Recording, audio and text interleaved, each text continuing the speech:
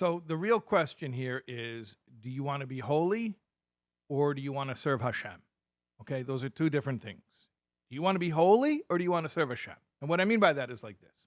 If you want to be holy, meaning you think of yourself as having come to a certain level in your spiritual evolution where you feel that you are above the struggles that the rest of humanity still is burdened with, and you're past all of that, then yeah, it can be a shocking and painful and embarrassing thing to be reminded that you haven't graduated from the regular human struggles and you are still tempted by things that are forbidden.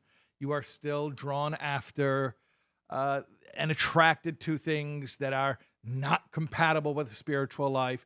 And if you're trying to be Mr. Holy or Miss Holy, and then you get that reality check that you still do have these impulses, it's devastating, right? Absolutely devastating. But let's shift it. Are you trying to be holy or are you trying to serve Hashem? If your goal is to serve Hashem, then I got great news for you, ladies and gentlemen. Serving Hashem means to do what He wants. You love someone the way they want to be loved? Okay, so you love Hashem the way He wants to be loved. And He told us in His commandments. I know a lot of people know about the 10 commandments. Those were revealed at Sinai at the beginning of the revelation of the Torah. But in total, there are 613 commandments. And one of those 613 commandments is a commandment known as Lo Sasuru. Yes, in fact, Jewish people who say Shema, the prayer Shema, Hear, O Israel, the Lord is God, the Lord is one.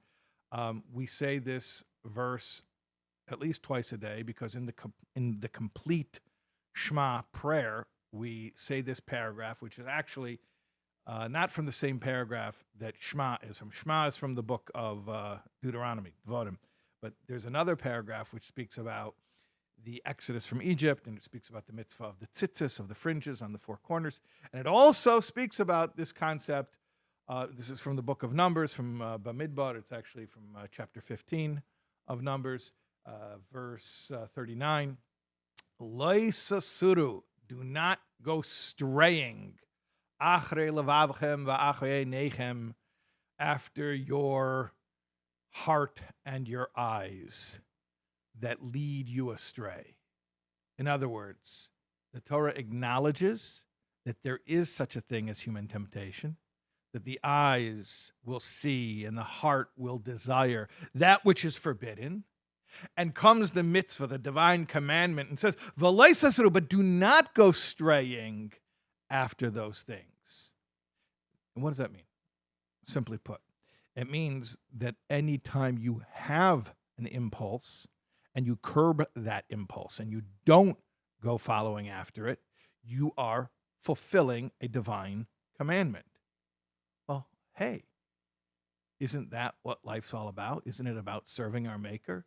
And if our Maker said this is one of His commandments, why wouldn't you rejoice over the opportunity to fulfill a commandment? Okay, so I know the answer. The answer is because you're going to say, but that's a shameful mitzvah to do. I don't want to go brag to everybody that I did that mitzvah, because if I tell people I did the mitzvah of Lo Sasuru, I did the mitzvah of resisting my sinful impulses, then I'm admitting that I have sinful impulses. Right? Okay, so your first problem is that you wanted to brag about your spiritual accomplishments. So then when you're full of pride, self-consciousness, ego, so already you know it's not about God, it's about you, right? And therefore, you feel shameful about the fact that the way you served Hashem at this particular moment was by not giving in to your impulses. But if you're humble and you're honest and you say, you know what? It's not about me, it's about God. It's about God getting what He has asked us for. Then it's a wonderful thing. I was walking down the street. I saw something that my heart wanted. I'm not allowed to have it. It's not something that is compatible with a spiritual life. And I told myself no. And by telling myself no, that internal dialogue of no, that itself fulfills a commandment. Just like any of the other commandments. Just like commandments that people may celebrate. I'm thinking of a situation. I knew a guy, I didn't even know him. I knew a guy who made a big celebration of fulfilling the mitzvah of shooing the mother bird away from the nest before taking the eggs. It was a whole thing. It's an uncommon mitzvah to be able to fulfill. It's one of the 613 commandments. It doesn't come up so often. And I knew a guy who had a friend who was like making a whole celebration. He sent out invitations, and he had a video crew. He's doing this mitzvah, shooing the mother bird away from the nest, which, I mean, that's beautiful that he's so excited about a mitzvah. But, you know, I didn't say this to him, but my first thought was, yeah, that's a cool mitzvah, right? That's a mitzvah that you want to like tell your friends, hey, come see me do this mitzvah. But what about leisasuru? What about the mitzvah of, hey, I'm a human being.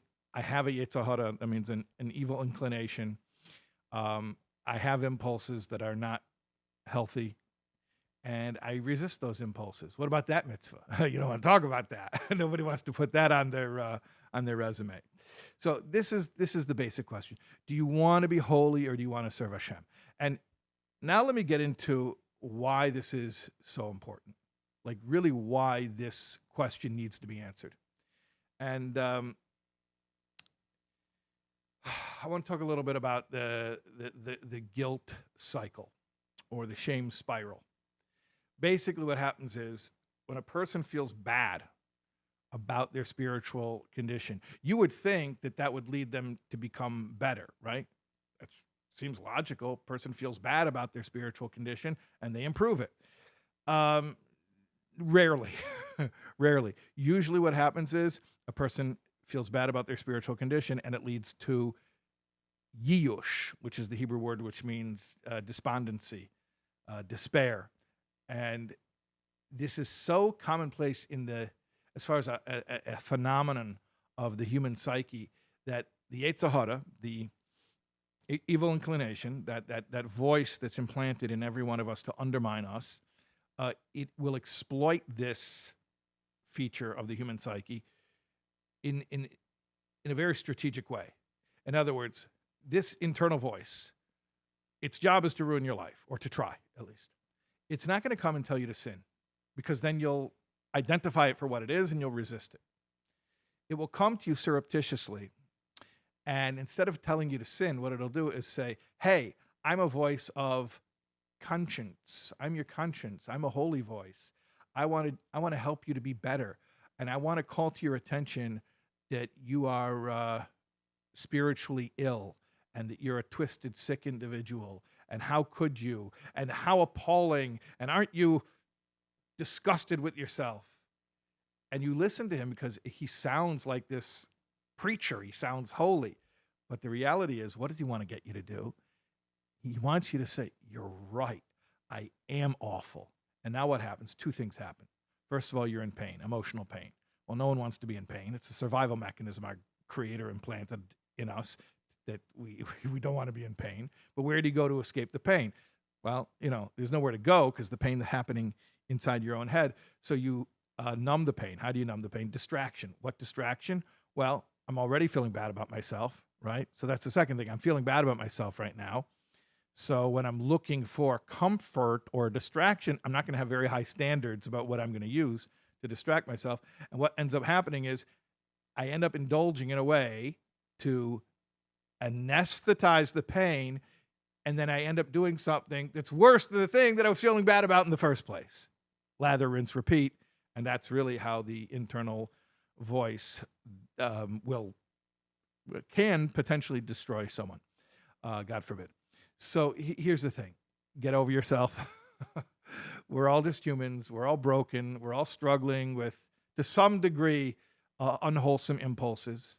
But the fact that we were given free will and that we can control ourselves and we can choose to do God's will. God does not command us for naught. God doesn't frivolously give unattainable edicts. If God gives us a commandment, it means that we have the power to rise to the occasion. And when God commands us, do not go straying after your heart and your mind and your eyes. and control your impulses. So that's not something that's meant to just be like an aspiration, maybe someday. No, that's a mitzvah, a commandment. Like, what part of thou shalt not did you not understand? There used to be an old billboard that said that. This is not a thou shalt not. It's actually a thou shalt. It's a positive commandment, in case you weren't catching it. Pushing away the negative impulse, it sounds negative because you're not doing something, but it's actually a positive. It's a positive. You are actively not giving in to the impulse. So that resistance is the fulfillment of a commandment. You are doing the king's bidding at that moment. And what is there more to life than that? You're doing the king's bidding. Celebrate. Be happy. Be happy. Be grateful. Don't be ashamed. Don't be full of self-hatred, self-loathing. That only happens from the arrogance of the person who thinks that he should be free already from these types of impulses. But rather, celebrate it, that you were just given the opportunity to do a mitzvah. So every time you experience temptation, instead of beating yourself up over it, I mean, obviously, if you give into it, that's a whole other discussion. God forbid, don't give into it. But I'm saying, if you have the impulse and you resist and you don't give into it, so celebrate that as an opportunity to do God's commandment, become closer to God, make yourself useful to God. What could be better than that? There's nothing better than that.